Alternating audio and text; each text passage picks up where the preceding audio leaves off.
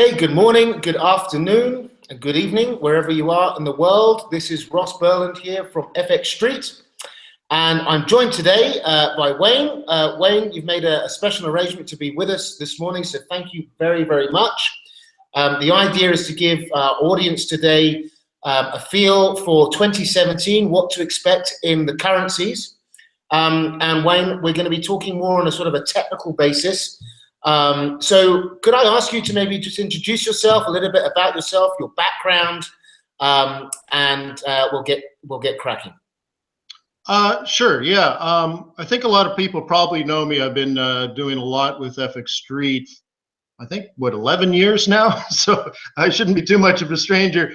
My background is I was a high-tech entrepreneur, got my way up to my dream job where I was a venture capitalist sitting at the top of a skyscraper in a beautiful office with 3 windows, view of the San Francisco Bay, doing what I thought I was meant to do, which was read business plans and listen to entrepreneurs give me pitches and bring in their prototypes, and I would decide whether my team should invest or not and raise money for them. I thought I was doing my perfect job. And then I read that there was this thing called the foreign exchange market, and it was a brand new thing you could trade on the internet. And at the time, it was $2 trillion a day. When I read that, I laughed because that's stupid. There isn't $2 trillion in the whole world. There's just no way there's that kind of money. Every day, $2 trillion? Turns out there was something to it. And so even though I just got promoted to vice president of the firm, we had 300 employees, I decided to quit. And I became a full-time foreign exchange trader. Now, I did trade on a demo account for a couple of years, but that's how I found Forex. You know, and my very first trading account was simply a trading account, and then I had to spend $150 a month on charts. Yeah. So things have changed a little bit. It's been a while, you know, but it's still, I think, the most interesting job in the world. Absolutely fabulous and fascinating all the time. So you got into the FX market sort of what kind of era and year, and what were the conditions like? Is there anything comparable to now? Actually, it's way better now because there's so many more market participants that the market's smoother. Okay. Okay. So like, you know, I've been doing trade non-farm payrolls at FXStreet for over 10 years now. And I remember some of the first ones where the release would come out and the euro dollar, for example, would jump 300 pips in about 4 minutes. Okay. Then turn, drop, not just the full 300, but 150 below where we started. So, you know, 300 up, 450 down, and then jump back up. You know, hundreds and hundreds of pips in a half an hour. And now non-farm payrolls, it pops 72 pips and stops, you know, but it's because there are many, many more market participants. And obviously, if we went from 2 trillion to almost 6 trillion a day, there are more people involved. So therefore, I think it's actually better. As a retail currency trader, the markets are smoother, they're more predictable. And also, like, you know, simple things like, I think the pound dollar when I first started trading was like 9 pip spread, you know.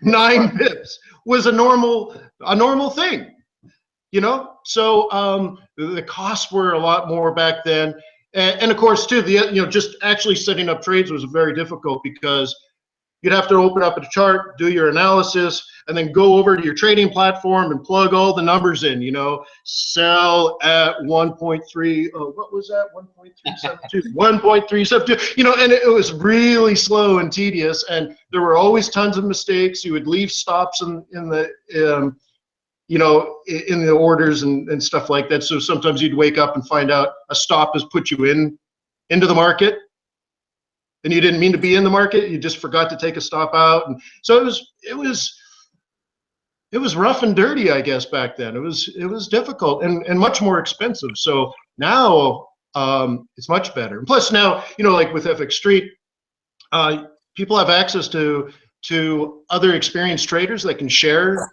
what they're doing. Because when I started, honestly, there was no information, none, absolutely none. So I researched MACD for, you know, like 3 or 4 months, just trying to figure out what MACD was. Now you just log in FXStreet, boom, there's 700 videos on MACD.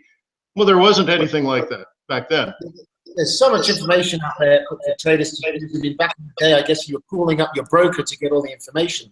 And it's funny that you mentioned there it was non-farm payrolls, but I mean, when I started in 2000, and I was working at a company called Sugden UK, and I was on the market making desk, and I was a junior learning my way. And it was all about the trade balance. You know, when the tick numbers came out for the US, that was the number. And we've moved to an era now where it's all about job creation and so on. So, I mean, just keeping slightly away, if it's at all possible, from the fundamentals. So we've got 2017, and we've got the era of a strong dollar. Bearing in mind, of course, the entire market, and I think you're lying if you say otherwise, the entire market was positioned for real adversity with Trump coming in. Yet we got a complete reversal of that. So we're in an era of strong dollar. So let's just jump straight to it. What are your outlooks for the currency market in 2017, Wayne? Well, like the dollar is a pretty simple one. If the central bank is in a policy and a continued policy of raising interest rates, then that typically will appreciate a currency. So if the Fed's going to raise interest rates, then it'll be strong. But what happened last year? They told us 4 rate hikes, and we got 1. So what happened is we learned very quickly that they were wrong, and they were backpedaling just within weeks of that December rate hike a year ago. And all of a sudden, the whole market collapsed because everyone was front running what we were told was going to happen, and all of a sudden, lots of people are on the wrong side of the trade. So the yen, for example, the yen pairs just got incredibly strong. For a while, right? And then we went from 4 to 3, 3 to 2, 2 to 1. Well, we're facing 3 rate hikes, so they say.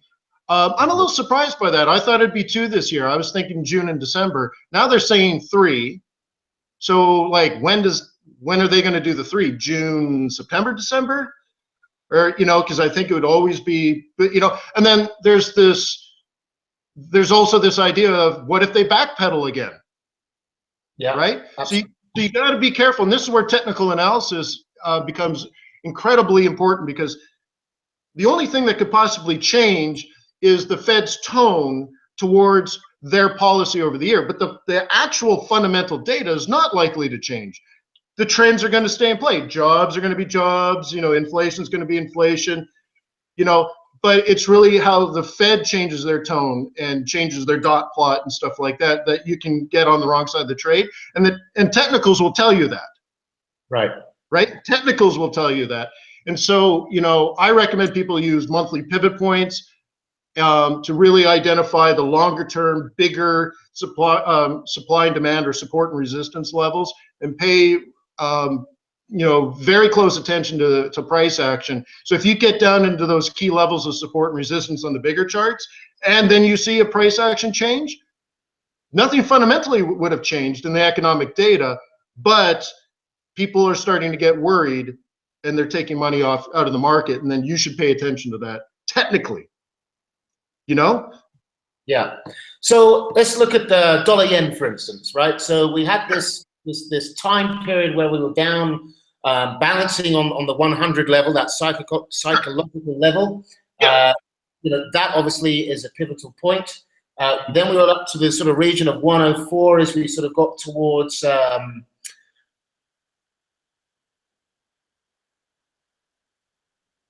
and we've taken off exponentially. And it was just the other day when I was doing the panel with Valeria, our head analyst at FXStreet, and we were looking at this, and I raised the question, could we get to 120? And we're sort of ticking up through 116, and that might be a bit of an overshoot, but hey, I mean, what do you think, Wayne? I mean, we're not far from it.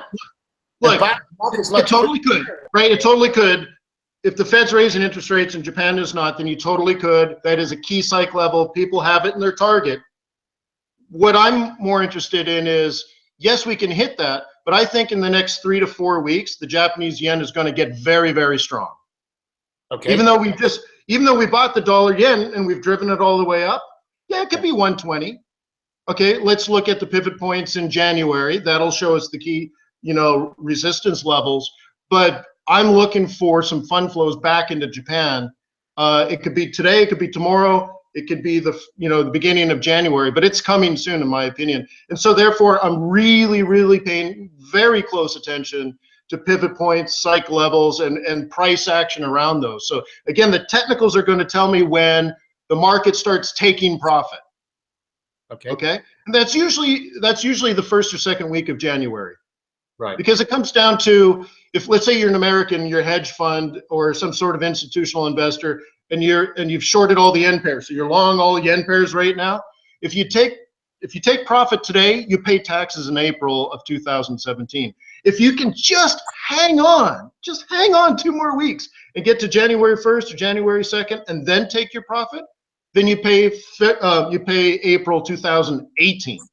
Okay. Okay, so now we're talking about fundamental analysis of financial flows, not economic data, financial flows and business cycles. And that's key at this time of year. So I think it's coming. I think the yen is going to get strong, even though we all just shorted the yen. I'm sure everyone's been doing it. Last month was fantastic. This month was fantastic. It's all going to end very soon. But maybe not right now. Like, that's why you got to pay attention to the technicals, because it'll tell you when everyone else is doing it. I would never bet against the market, never in a million trillion years.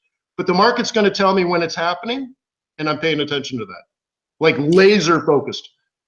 Okay, so just explain to me that then again. I mean, you're saying there's going to be a repatriation of yen back into the Japanese economy. Is that what you're? Well, sort of. Okay, so there's two that are going to happen.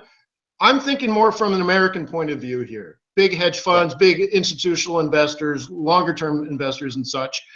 That's what they're going to make decisions based on taxes. So they want to defer taxes. If they just made a lot of money since the election, which a lot of people have, you want to defer your taxation, right? So you want to take profit in January if possible. Now, if the market collapses, people are going to get out. Stops are already there. People are going to get out, but they would prefer to wait to January. Okay, so that's from an American point of view.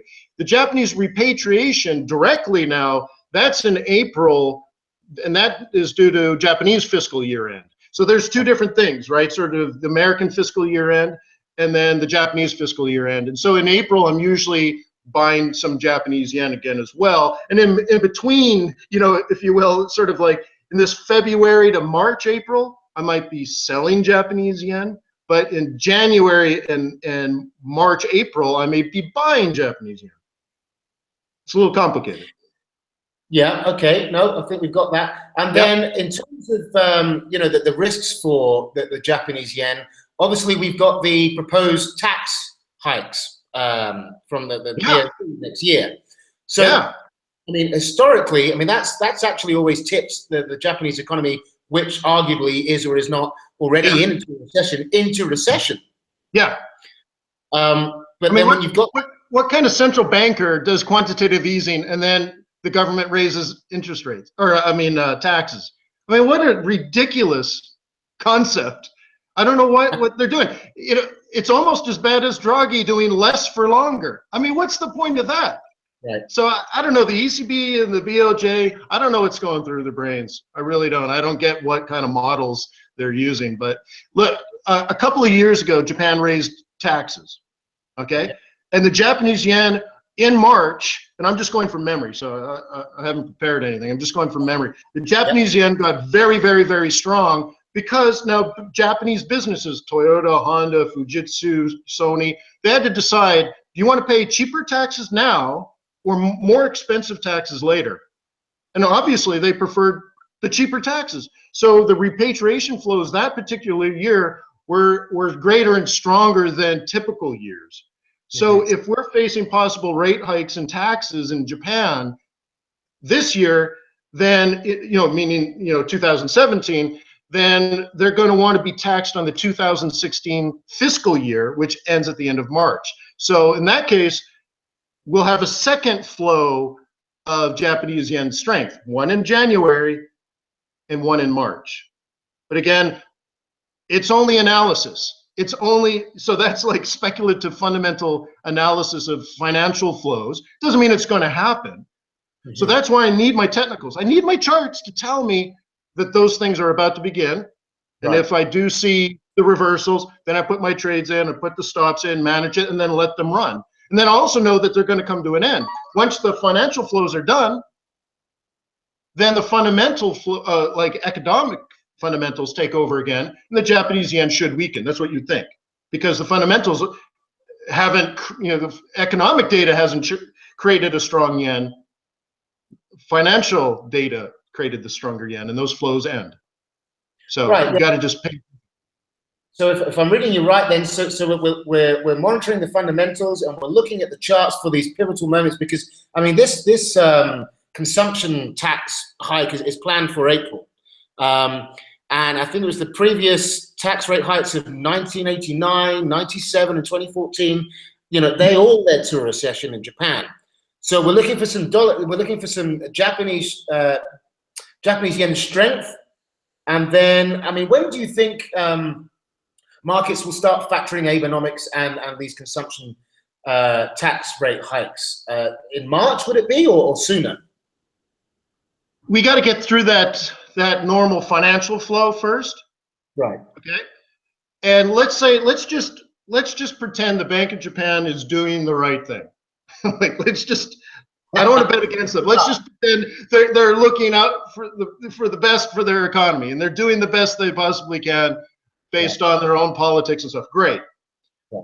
Then I would want the Japanese yen to weaken. They would want the Japanese yen to weaken. That's the whole point, right? That's going to occur probably late August. I would say the third week of August. So that's so like January, I'm probably buying yen. March, I'm probably buying yen. Everything else, I'm basically neutral. Especially through the summer. And by the end of the summer, I'm probably rebuilding portfolios based on short yen. Okay. Right. And I tiptoe into those positions. It may take 6 or 7 weeks, maybe even longer, to slowly build up a yen position. So for example, if I bought Kiwi yen, I got to move my stop to break even, and then I would buy Aussie yen, move my stop to break even, buy something else yen, move my stop to break even. And after the course of 6 or 7 or 8 weeks, maybe I can get 30 or 40 long-term positions in. Okay, and then in terms of levels, so I mean we're 118 at the moment. That's a strong area. Plenty of offers above 118.50 by the looks of things. You're going to be buying into yen. Well, how far back do you think this has come? Because I mean, we've had a huge upshoot, right? So usually, markets like to replenish those spaces on the charts. Where do you think this could come back down to? And remember, we are in an era of strong dollar, fundamentally, right? Because there's a huge shortage on the offshore market of dollars, right? So. And we're in an environment where interest rates are going up and yields are going through the roof. So where do you think realistically the yen could get to? Well, okay, so right now people are still buying yen pairs, right? They still want to make money. They want to make money all the way to the end of the year. They want to take profit, really ideally in January. So these psychological levels are reachable, all right?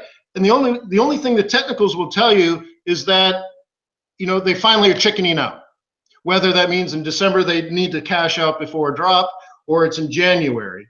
Okay, but it is coming because they want to take profit. So a big psychological level is a great catalyst for that to happen, because people can just say, I'm out, right? And especially if you're like a hedge fund trader or a banker somewhere, and you have a goal for the year. If you hit your goal so that you get your full bonus, you don't want to screw your bonus up, right? So if you've hit your target and your goals, right, you want to stop. Yeah. Because you don't want to mess that up, right? So whenever all these things happen, but we're talking about human nature now. We're not really talking about supply and demand of currencies on the short run, as far as when this is all. It's just human nature is. So if they freak out in December, my charts will tell me. If they can hang on till January, then I'm going to expect the yen strength, and when I see it, I'm going to buy again. But here's the thing, and you bring up a good point. Dollar's probably still going to be strong because the fundamentals haven't changed. So it all begins with profit taking. So if I'm long USD yen right now, I'm going to take profit when the market does its pullback, right? The first lower low, I'm out, right? And then if you want to speculate now, because the whole thing is profit taking, that's what happens, especially the big institutional investors. So when we see that coming, great. But we're also speculative traders, right? We want to make money today, income, not just wealth. So on the way down, let's say through January, as I'm selling yen pairs, I probably won't sell USD yen. USD yen will probably come down, but it's higher risk and lower reward. But I'd probably be happy to sell pound yen, euro yen, without any problems, right? And if we're worried about Australia, that's going to happen next. And then Kiwi, you got to worry about Kiwi because of the higher yield differential. So, you got to pick and choose, find out what's weak at that point and sell. I mean, maybe it's Turkish lira yen. I don't know, but I'll be buying lots of yen against anything weak, right? And also, I mean, traditionally, when the yen is very, very weak, dollar yen struggles to continue because Japanese is a huge exporting nation. So the exporters cash in as soon as they can, on a nice weak yen. They want cheap yen. So that's another thing that could prevent the upside. Where would you like to move to next? Should we look at the euro? We've got a lot of political risks on the horizon. Yeah, well, I see that one actually is, I mean, we could always make it more complicated as we want, but the ECB, I'm a bit flabbergasted by their recent move of, let's do less for longer. Right. I just don't get it, right? And then the other side of that is that there's just a problem with too many economies doing too many things independently and the ECB only being able to deal with inflation. Well, I've got something there. My take on the ECB was because of the political risks and the environment we're moving into, I imagine they're trying to put a buffer down for any downside volatility that could come of these elections. I mean, we've got the Germans, we've got the French, and the French is going to be probably the next biggest one because we've got this whole shift towards populism, and in an environment where globalism is shrinking, right? So there are huge downside risks for Europe. We've got a banking sector in crisis. There are so many trigger points that could just go off, So I think the ECB are very, very nervous, and they have every right to be so. And I think they wanted to taper. They always want to give us a mixed message, right? So I think they want to taper. They want the euro to remain weak, but they want that buffer, going out through this political season that we're moving into. It sounds like mediocrity, right? It sounds like it's a compromise. And that won't work. It just won't work. What they should have said, let's do more for longer, right? Let's get going. And then let's fix the banks. They still haven't fixed the banks. It's been 2007, 2008, 2009, 2010, 2011, 2012. I mean, when are they going to fix? I mean, the practices are even, sort of 10 times worse than they were before. I mean, you've got Deutsche Bank heavily indebted in derivatives, by, I don't know what the multiple is, but way more than the actual European economy in itself. So that's a huge trigger there. But on the levels, what are you looking at here? I mean, when I started in the market, I remember we were in and out of euro dollars way below parity. I'd have to go right back to 2000 the charts. But does a level even matter? So for example, this year, 2016, the only level I cared about for the Euro USD was up there 112, 113, 114, 115 in that area. I called it the Draghi no-fly zone. It seemed like when the euro got too strong, because it had nothing to do with the euro, by the way, it was just too many people were long US dollar. Then they found out the Fed were changing their mind. So all of a sudden, euro dollar would rise. Every week I would look at the commitment of traders report. No one was buying euro, but euro was up 500-600 pips. When it approached the 115 level, magically it would drop. And I suspect maybe it was the ECB doing it. Right. And then it would bring it back down. Now, so as an investor, let's say as a long-term investor, maybe you care about levels. Can the euro go to 80 cents? Well, sure, why not? But to me, it doesn't matter because I'm looking at things hour by hour, day by day, week by week. And I will trade down into the pivot zones and take profit where I'm supposed to take profit. If I see changes in price action, I will adjust. So I'm looking at it as a as a trend that I may enter 300 times. It's not Right. like I'm going to sell the Euro USD and pray it goes to 80 or 75 or 92. I mean, who cares? Because there's going to be pullbacks along the way. So as long as we maintain a trend. So for example, if it's a downtrend, I know it sounds simple, but if it's a downtrend, I'm going to sell rallies at resistance. You're going to sell what? I'm going to sell rallies at resistance. Yeah. Okay. I'll probably do it 300 times, maybe 500 times, right? Like maybe 1,000. So like where it goes, it doesn't matter. What matters is when it stops, right? Because I can't control where the market goes. That's central banks manipulate that. Maybe big institutional investors manipulate that. I'm just not that big, okay? But I could recognize when the trends come to the end, and I need to full stop everything. I mean, mean, readjust. You raise a very good point there, because I mean, once you start, you've got to have your trading plan, right? And if your trading plan is, as you said, you're coming in and out, and you're following the trend. But if you've got this belief, this subconscious belief that the trend is down, but the market's going up, that's going to ruin your day, right? So it could ruin your year, right? So this is where the technicals and fundamentals come into play. Just that's it. So you can analyze the fundamentals and say euro weakness, okay, genius, right? Dollar strength, genius, great.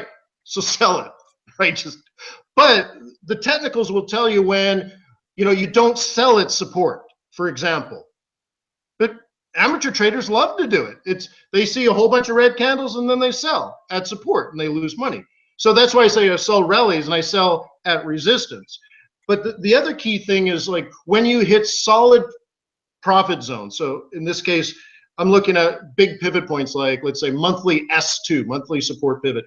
If we travel down to that area, I don't care what the price is. I really don't. It could be 82. It could be 101. It doesn't matter. If we hit that area and I start to see double bottoms and higher highs, I need to say, all right, nothing fundamentally has changed, but everything technically says my risk is increased exponentially. And the smart thing to do is to take profit and get out and wait for it to drift back up again and start all over. Right? What about go ahead. Sorry, continue. Sorry. No. I was done. What about the correlations? Because, we are going to, 2017 is going to be a year where we're going to be looking at everything across the board, whether it's oil, gold, the DXY, the yen. Have you got any favorite correlations that you would be looking at entering into 2017? What stands out to you to be the most critical? The most critical is dairy prices. International dairy prices. No, honestly, if you watch dairy prices and correlate it with the New Zealand dollar, high correlation. Right. Okay. So that report comes out every 2 weeks. You can get prices on powdered lactose. I mean, you got to know your powdered lactose prices, right, to trade kiwi. But it's amazing. It's amazing information, and the Kiwi dollar jumps on this news. But like most people should know this. Gold can affect Australian dollar, oil should affect Canadian dollar. So I'm generally neutral on oil this year. So I'm going to be generally neutral on Canadian dollar, for example. Okay. Why are you neutral on oil? Well, first of all, I don't believe OPEC can do what they say they can do. So they signed a deal because they're all desperate, and that's the smart thing to do. Whatever it takes to get oil prices up. But one of the things I studied, I'm a student at Harvard, and one of the things we studied this last semester was game theory. And if you take a lot of independent people and you put them in a situation where they need to cooperate to achieve a common goal, then that's called a cartel. A cartel is set up in a way that everyone is actually incentivized to cheat, right? So if everyone raises oil prices, Venezuela is going to cheat. They're going to pump some oil and get the higher price. Right. Well, so are the Russians, and so are the Iranians, and so are the Iraqis, and all of a sudden everyone's going to cheat, in my humble opinion. And it has nothing to do with cultures and countries and all that kind of stuff. It's just, first of all, it's a weakness in any cartel. OPEC was really, really strong when Saudi Arabia was the swing producer. And that means, like, if there was a geopolitical event or hurricanes took Americans offline, you know, producing oil from the Gulf of Mexico or something, and we were down 1 million barrels a day, Saudi Arabia would just pump an extra 1 million barrels a day. It would be not a problem. And they can control oil prices. But all of that's gone now. Saudi Arabia is at 100% capacity. The Americans are the swing producers now. So the effectiveness of the OPEC cartel has been seriously diminished. So I just don't think they can push oil up to $75 a barrel. I just don't.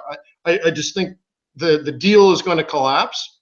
And even if they got it up to 60 or 65 bucks a barrel, the Americans are going to produce oil. Nobody's regulating that show. That's how we got to this problem in the first place. It's an American problem. Way overproduction, government totally sleeping at the wheel. And so they'll just be, boom, we'll have American oil everywhere, and it'll drop it down. So I think we're going to be sideways on oil for, I mean, years. So, I mean, years. It's interesting there you brought up game theory. So within the cartel and the non-OPEC nations, so, okay, they're going to start out with this accord. Yeah. For that reason, the price of oil is going up. Some people are looking at $60, for instance. And then a country like Venezuela, they cash in on that. Now, what are the implications and the possible ramifications for that? Because if they've got this accord and an agreement, surely you've got to be penalized for falling out of that agreement. And this could be huge problems. I mean, right? Who's going to do it? So, like, first of all, the most famous cartel of all is the Medellin cartel, right? Pablo Escobar. He was the one in trouble. So, like, any cartel needs a hegemonic power, right? So it could be an international institution, right? But you have to have one powerful, you know, superpower involved in the cartel. And when it came to cocaine, it was Pablo Escobar. You'd sit down and have a meeting with him, and you put a gun in front of him. Let's talk, right? And without that power, it's just chit chat. Yeah. But, you know, like, so if Venezuela pumps a few extra, you know, barrels of oil, or the Iraqis or the Russians, who are not even OPEC to begin with, what are they going to do? Right? Who's going to come in and spank them? Like, there is no recourse. Right. Okay. The way it's set up is they all want oil prices to go up, and they think, well, it's going to be in everyone's best interest for that to happen, except people are going to cheat. And again, it's not a cultural thing. It's not, you know, Venezuelans are going to cheat, or the Iraqis are going to cheat, or the Iranians are going to cheat. No, it's the weakness in a cartel system that has no hegemonic power. That's it. It's just, it would always fail. Right? It would just, the system always fails. But then, I mean, but the thing is, I mean, this could be the straw that breaks the camel's back, right? If this falls apart, I mean, you could have the Saudis depegging to the dollar, and, you know, and then they'll be able to afford their oil down at $20, wherever it might end up. Yeah, it may get terribly complicated. Yeah. Okay. All right. So, okay. So we've covered yen. We've looked a little bit there at the euro. But you wanted I can show you my. Please, yes. I'm getting feedback. Did someone come in and turn the mic? Say that again. I'm getting feedback for some reason just now. Okay. Okay, there we go. So I can bring up an oil chart from this week, and I can show you what I planned on Monday. Yeah. Yes, please. Let's have a look. All right, let's try this. Google and Microsoft always seem to not be able to deliver what they promise. Let's see here. Share. You tell me if you can see. I'll get you out of the way. There we go. Yeah, perfect. All right, so if I minimize this. Yeah, minimize my ugly face out of there, please. Thank you. Yeah, way better that way. Hang on. Okay, let's try this. I can't quite see. 1 second. Bear with me. And how's our time? That'll be good for time. 15 minutes or so. And if there's anyone in the audience that want to fire any questions through, please feel free to do so. So the webinar software. All right, here we go. I think I have it. Oh, it's on this one. Yeah, I have meetings with the central bank later. Kind of excited about that. So literally to the minute, I got a bolt. Right. Well, you head off when you need to head off. Yeah, never met with the central bank before. I think they probably have halos and wings. All right, here we go. As much as I can get. All right. All right. So can you guys see this? Yes. All right. Okay. Cool. I know this is a bit messy. I got some things on here. Maybe I'll clean it up. What I'm showing here, this is from a trade plan I did on Monday. Let me go back to last week to kind of give you a frame of reference. This is oil, by the way, WTI. Okay, let me get this. All right, so last week down here, the trade plan was to buy oil based on OPEC coming together and doing a deal. Why wouldn't they do a deal when Venezuela is about to go bankrupt and default, right? Iraq is in another war. Iran just got back online and desperately needs money. Russia is probably very close to going bankrupt as well. I mean, who doesn't need the money, right? Yeah. They all need the money. So last week the idea was they're going to do a deal. The deal is going to move oil up. And then, of course, you want to look at Canadian dollar, right? So last week down in here, you see I have weekly pivots. Yep. They move up, they move down, and they move up again. That's last week, but at the same time, I'm giving the same speech I'm giving now.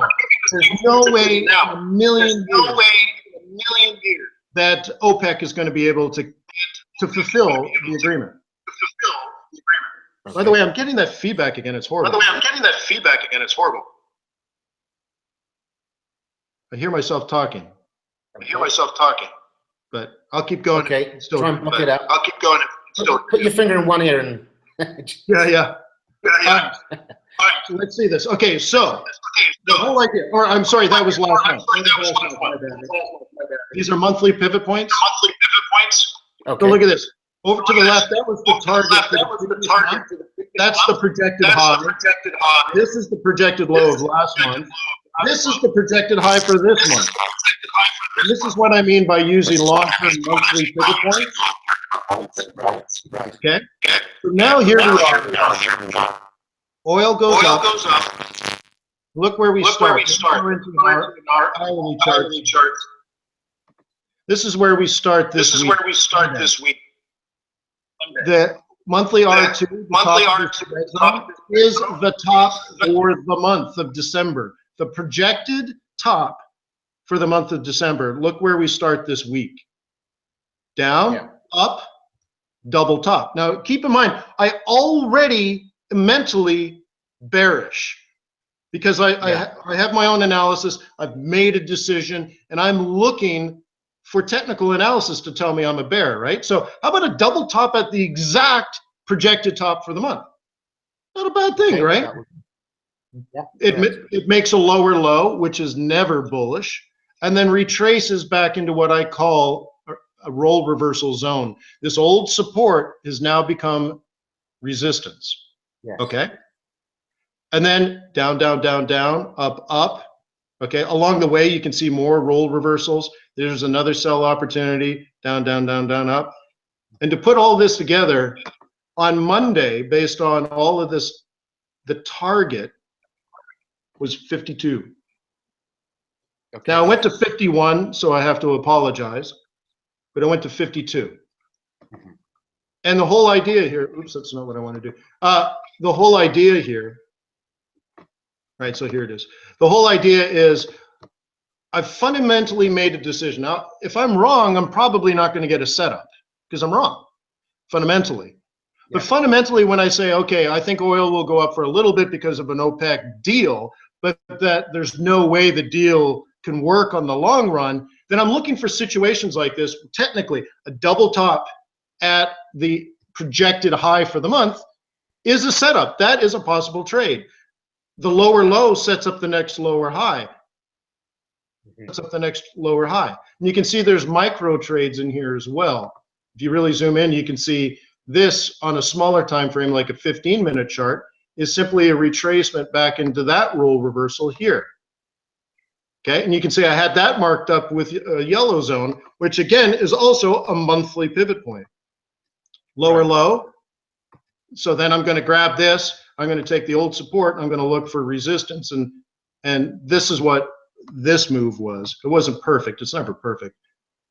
Okay, and now you can see I'm cautious because we hit my target, and now it's moving sideways and up. So now it's no longer on the short run on this hourly chart, no longer bearish based on price action. But at the time, so on Monday, I'm begging for it to be bearish. I'm begging, right? I'm like, I'm opening up my charts and I'm thinking, please turn bearish. Then I see a double top at the monthly R2, then a lower low, followed by a lower high, followed by a lower low. I mean, that's where the technicals fold right into the fundamentals. And having a combination, you know, let's say a fundamental bias, having a bias, making a decision as a professional trader, that's where you make your money. Because a client comes to you and says, I need you to do the work. I need you to do the research, and I need you to make decisions for me and my money. And if you can do that, they're happy to pay you. It's not just sitting down and throwing a bunch of trades or you know, down and stuff like that. There's more to it. That where you make your money is where you make your decision, and the rest is just technical analysis, putting you in and out. But that's so. Anyways, that's where I was on Monday, and it dropped the $4, which is, you know, a pretty good week. Very, very nice. And listen, I mean, your plan has got to be a good one in a strong dollar environment. Yeah, I mean, it all comes together. I mean, that was perfect storm, right? I mean, we could guess the Fed was going to raise interest rates. There was only a 98% chance, right? Yeah. So that gets folded into it as well, right? So what I'm not control is, does it keep going? So if I'm a bear, let's say I just keep that for the whole year. Let's just say I'm just going to bet against OPEC. Let's say that's it. That was my big fundamental analysis. Well, then anytime I'm at resistance and I see weakness, then I sell. I don't have to buy and sell and buy and sell and up and down, long and short, long and short. I can just say, look, I'm anti-OPEC, not anti-OPEC. I just don't think they can fulfill the agreement. So I'm anti-OPEC agreement, let's say. And so anytime I'm at resistance and I see price action that shows weakness, then I sell. That's it. So listen, you're pressed for time. Very much so. And I just want to leave you with this thought in terms of Trump. So this is something that made me chuckle yesterday. Yeah. What could go wrong? Yeah, what could go wrong? Yeah. You know, but that, I mean, it's interesting because, you know, like Bank of Japan, I mean, that is such a question mark too. Most people just don't get as upset about them. They're not as, you know, interesting as Trump, I guess. What the ECB is doing, and then all these elections going on in Europe, it's a huge question mark there too. I mean, I think Trump is probably the least of our problems. Now, as I travel around the world, everyone's freaked out about Trump. Like, I was in China, people want to know about Trump. I was in South Africa, people want to know about Trump. You know, I'm just traveling. Everyone's like, Trump, Trump, Trump, Trump, Trump. Sure, but we got some other problems as well to worry about. So really what it comes down to is, what is it that you buy? And sometimes, you know, there's plenty of things to sell, but what is it that you buy? And then of course, putting all these other things together, because, you know, there's ebb and flows of strengths and weaknesses. And like I said, ebb and flow of, you know, are you doing fundamental analysis of economic data? Are you doing fundamental analysis of financial flows? I mean, all of this gets put together, but I think the most important thing for 2017 is that people trade having some thought, putting some thought into what their sort of marketable idea is. You know, if you met a multimillionaire who could give you money to trade as a Forex trader, what intelligent thing would you say? What would your 2017 outlook be? Like, would you be buying dollar? Would you be selling yen? What would you do with the money? And anyone that just sits down and trades, just makes a bunch of trades, is never going to raise money from a professional investor. So you kind of have to look at it like, what is your point of view? And then back that up with the trading. What does the technicals, what does your trade history show? Do you have a history of selling euro all through 2016? And what is it that you're going to do? Are you going to continue to sell euro in 2017? And have logical, intelligent answers why that is your bias. And I think if people do that, then they know where they want to buy or sell, and they know when the trends have come to an end or when their trade plans have failed, which I think is even more important than knowing when you're right. It's knowing when you're wrong is, I think, most important, because you're managing your risk. Well, you've made some excellent points there. Again, thank you very, very much for making that special time available for us today. That was very, very insightful. I hope our audience picked up some very good tips. We were talking about the pivot points, and and in this environment, not to second guess the market. We need to be looking at the technical charts to give us a lead in. So thank you very, very much, Wayne. It was a pleasure to meet you, and I hope to speak to you again. Thank you very much. It was a pleasure. Have a good day. Thank you.